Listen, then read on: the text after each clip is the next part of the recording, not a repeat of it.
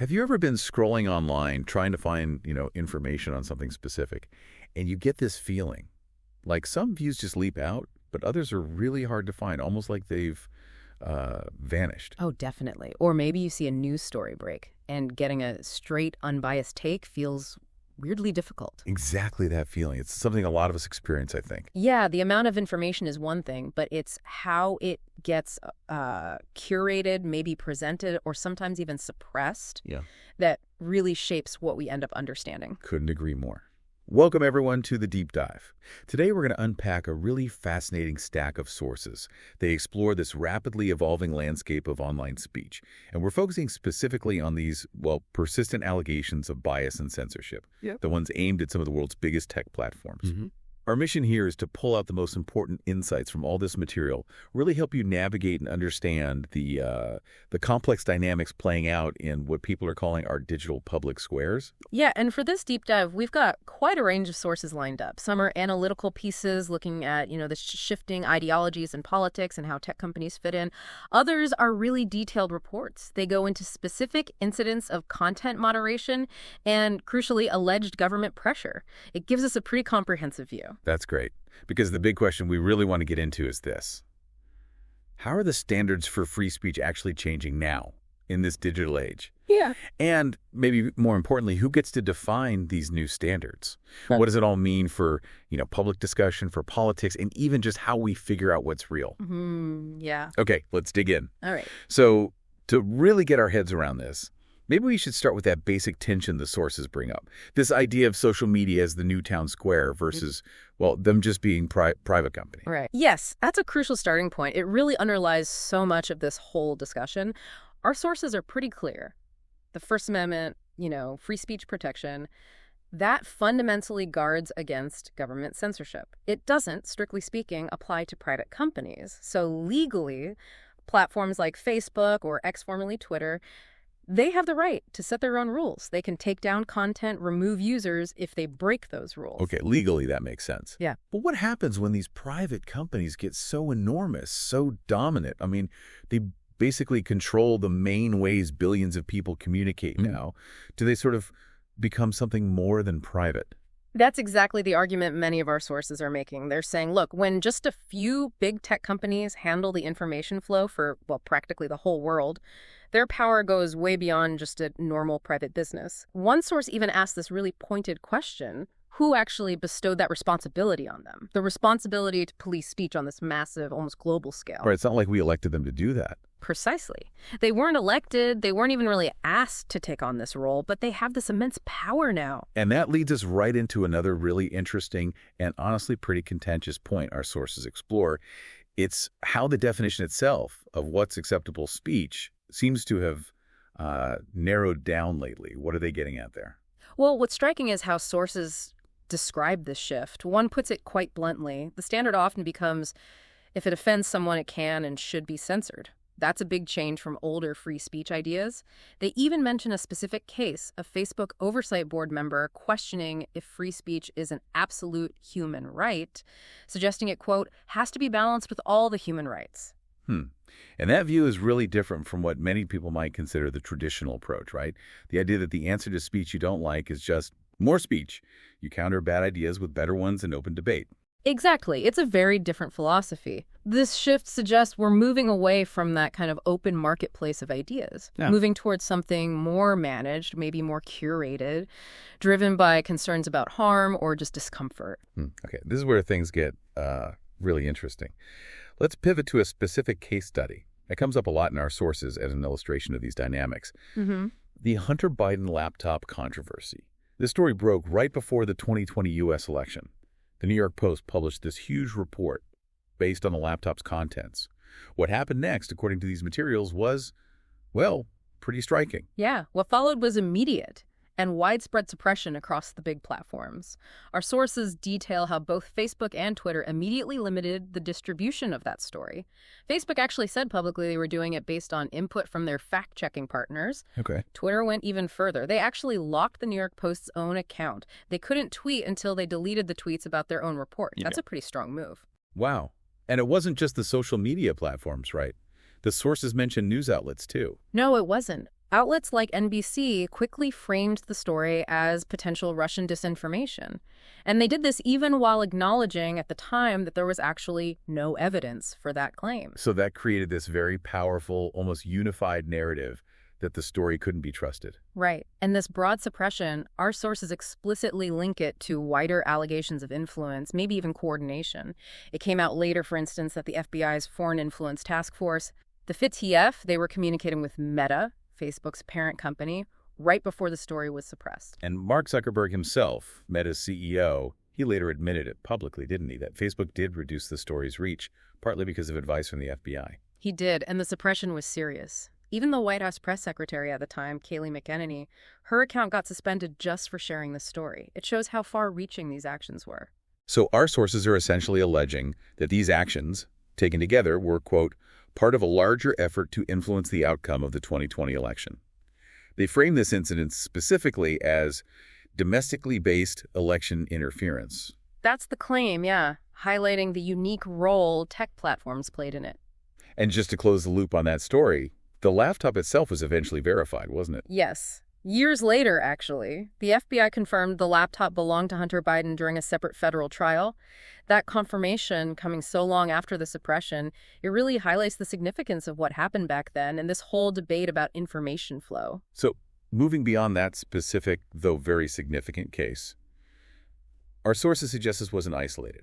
They talk about broader patterns of alleged censorship and bias, especially concerning government pressure on big tech. That seems to be a recurring theme. It definitely is. And this alleged pressure, according to the sources, seems to pop up across several really critical areas. Take the COVID-19 pandemic, for example. Sources indicate Biden White House officials repeatedly pressured Meta, Facebook, to censor COVID-related content. And not just misinformation, but even things like humor or satire about it. And wasn't there a direct admission, I remember reading? Yes. The White House press secretary at the time, Jen Psaki, actually confirmed the administration was actively flagging problematic posts for Facebook. That's pretty direct interaction. And it wasn't just social media posts. No. Emails cited in our sources suggest the White House also pressured Amazon, specifically to suppress books skeptical of vaccines. And YouTube, obviously huge for video, they took a very broad stance, banning all content stating vaccines are ineffective or dangerous. That led to big channels being removed, RFK Jr., Dr. Mercola, among others. Wow. One source even puts it very strongly, alleging the Surgeon General demanded Facebook remove true information. And it even extended to official proceedings. Yes. Like Senate hearings. Apparently so. Sources say YouTube even removed official Senate videos of doctors testifying about early COVID treatments. That certainly suggests a very active hand in shaping the narrative, deciding what the public could see, even from official government sources. Okay, so that's health. What about election integrity? That's another huge area. Right. Our sources point to something called the Election Integrity Partnership, born out of DHS, allegedly. And the claim is it worked to throttle and remove speech en masse in 2020. The claims are serious. Some House Republicans accuse President Biden of acting like a Cuban dictator because of these efforts to control so-called misinformation. And then there was the actual announcement of that Disinformation Governance Board under Homeland Security. What is it supposed to do, according to the sources? Well, the stated task was silencing misinformation related to Homeland Security. They specifically mentioned Russia and irregular migration. It sounds very centralized, almost like an official authority on what's true or false. That's exactly the fear many sources raised. They saw it as a potential ministry of truth, straight out of Orwell's 1984, where some central body dictates what's factual. It's a really strong comparison they draw. And just recently, June 2024, there was a Supreme Court ruling relevant to this, right? Murthy v. Missouri. Yes. The court sided with the Biden administration. It found the plaintiffs didn't have legal standing to stop the government from coercing or significantly encouraging social media companies to suppress speech. One of our sources read that ruling as basically giving a green light to the USA government to begin controlling social media platforms again. That's their interpretation. So the legal avenue to challenge that kind of government interaction seems, well, narrower now. And this alleged government involvement wasn't just domestic, apparently. Sources claim the FBI even colluded with an agency in Ukraine, one described as Russian-infiltrated, specifically to censor American speech and flag accounts belonging to Americans. Wow, that suggests a potential international dimension to these alleged efforts. Yeah. Okay, so that brings us to the platforms themselves. Beyond direct government requests, what about claims of bias built into the algorithms or content moderation policies? How does that play out according to the sources? Well, this is really interesting because some claims come from inside the companies. Former Facebook employees, according to our sources, allege the company regularly censored its own trending news section, specifically to remove stories about conservative topics and even blacklisted certain news outlets. So internal whistleblowers, essentially. Right. And another former Facebook engineer reportedly described a political monoculture inside the company, one that was, in their words, intolerant of different views. If that's the internal climate, you can see how it might affect content decisions systemically. Yeah, that makes sense. And the sources list a lot of specific examples of deplatforming or censorship. They do. Numerous examples targeting individuals and groups. Obviously, former President Trump's bans from Twitter and Facebook were huge news. But also figures like Dan Bongino, permanently banned from YouTube. Scott Adams, his YouTube channel shut down. Candace Owens, her Facebook page demonetized. She actually sued Facebook over it. Even Joe Rogan faced pressure to sort of conform. It wasn't just individuals, right? Entire platforms, too. Exactly. Parler, which billed itself as a free speech alternative, was essentially knocked offline. Amazon, Apple, Google removed it from app stores and web hosting. That basically killed its ability to operate for a time. That's a massive action. Huge. And other entities faced similar things. Rightside Broadcasting Network got YouTube suspensions. The Gateway Pundit was blocked on government networks and labeled low credibility. American Thinker claimed Facebook censorship. Project Veritas got banned from Vimeo, had YouTube videos removed. Even groups like Live Action, the pro-life group, were reportedly blacklisted by Pinterest as pornography. And MailChimp apparently deplatformed Tea Party groups. It's a long list. And it wasn't just people or groups, but even specific phrases or ideas. Right, like Stop the Seal after the 2020 election. Banned by Facebook, yes. White Lives Matter, reportedly banned by TikTok. Even discussing ivermectin, the drug, could land users in Facebook jail. And remember the COVID-19 lab leak theory? Facebook initially banned discussion of it as misinformation. Only later did it become a more mainstream, accepted possibility. Yeah, that reversal was notable. And the pattern extends. Sources say climate change skepticism gets censored by Google and Facebook. Even sharing Bible verses was allegedly flagged by Pinterest as hate speech sometimes. It seems very broad, sometimes maybe arbitrary. So, beyond just taking content down, the sources also talk about more subtle things. Financial pressure, tweaking algorithms. How do those alleged hidden methods work?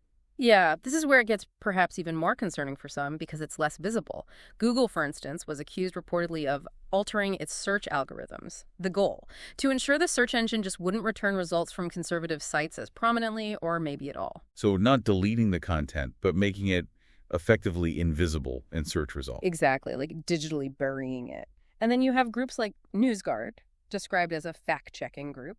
It's accused in our sources of blacklisting conservative media, labeling them untrustworthy, which impacts credibility. That has financial consequences too, right? Definitely. Microsoft's ad group allegedly blacklisted conservative sites to break them financially. By cutting off their ad revenue, you took their funding. YouTube reportedly removed dislike counts from Biden White House videos, which changes public perception. There are reports of election blacklisting affecting Hillary Clinton videos, too. Selective visibility, essentially. And a PayPal example was quite stark. Yeah, PayPal briefly announced a policy. They later retracted it after backlash, but they announced they could fine users $2,500 for spreading misinformation or hate speech, giving themselves the power to financially penalize speech they didn't like. Okay, so taking all of this together, all these different threads from the sources, what's the big picture? What does this all mean for us, for democracy, for free discussion? Well, the sources paint a pretty concerning picture. They argue these alleged actions seriously damage the free exchange of ideas. They suggest this kind of control can influence elections and, worse, lead to a really fragmented society, and where different groups just live in totally separate information bubbles. Yeah, that feels very real. And some sources use pretty strong language, talking about a censorship industrial complex, this idea of government, tech, maybe NGOs, all working together to manage narratives. Right. And as we mentioned, the Ministry of Truth comparison comes up. Some sources go even further, arguing these patterns look like a digital coup or even the rise of communism, suggesting big tech now effectively controls the American political system. Very strong claims. In response to all these concerns, we are seeing some pushback, right? Legal and political actions. We are. At the state level, Texas and Florida passed laws trying to stop social media companies from censoring based on political views. They even allow users to sue the platforms directly. And federally. Well, President Trump, during his term, considered setting up a commission just to look into anti-conservative bias in tech. And internationally, we see things like the EU's Digital Services Act, the DSA. That gives EU officials significant power to force companies to censor content they deem illegal, disinformation, or hate speech.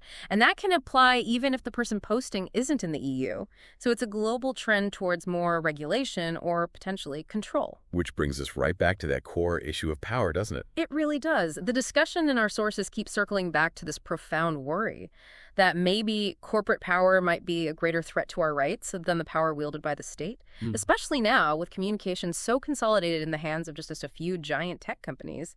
They have unprecedented power as gatekeepers of information. So we've covered a huge amount today.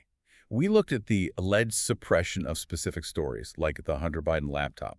We talked about broader patterns, algorithmic bias, claims of government pressure, the deplatforming of many voices.